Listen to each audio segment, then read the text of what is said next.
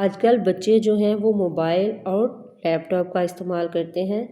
या मसला हो मैदे का या मुंह से आ रही हो बदबू, तो बनाएं इस रेमेडी को। बिस्मिल्लाहिर्रहमानिर्रहीम, अस्सलाम वालेकुम, वेलकम टू माय चैनल। मैंने ली है थोड़ी सी सौंफ, तकरीबन 1 पाव के करीब।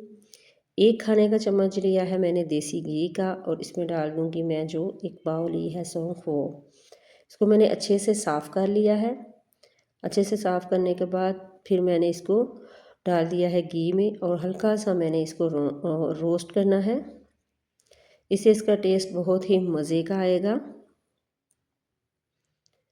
और थोड़ा सा रोस्ट करने के बाद फिर मैं इसमें डालूँगी थोड़े से बादाम।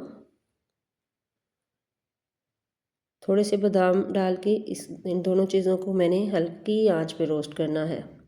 मैंने इसमें आंच को तेज़ नहीं करना, बिल्कुल हल्की आंच पे मैंने रोस्ट करना है। इसके बाद जी इसमें डालूँगी मैं थोड़े से तिल। तिल जो होते हैं वो सेहत के लिए बहुत ही अच्छे होते हैं। वो मैंने डाले हैं 2 खाने के चम्मच।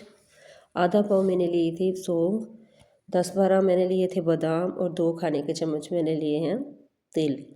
तिल डालने के बाद हल्का सा रोस्ट मैंने करना है तीनों चीज़ों को, बिल्कुल हल्की आंच पे। जब ये रोस्ट हो जाएंगे तो फिर मैं इसको रख दूँगी ठंडा होने के लिए। ठंडा हो जाएगा तो ये सारी चीज़ें मैं डालूँगी इस तरह ब्लेंडर में, और इसको कर लूँगी मैं अच्छे से, इसका पाउडर बना लूँगी। और इसमें जो तीसरी चीज़ डालनी है वो है मिश्री। मिश्री को मैं छोटा छोटा सा कूट लिया है, और वो भी मैंने डाल लिया मीठे के लिए।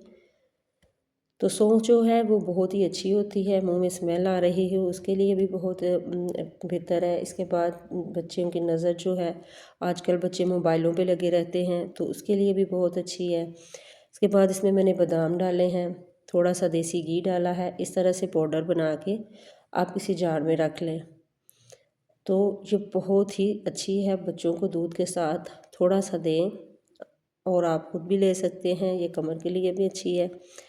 तो इसी स्टेज पे आपको मेरी वीडियो ज़रा सी भी अच्छी लगे तो आपने सब्सक्राइब करना है, दुआ में रखना है याद। अल्लाह हाफिज़।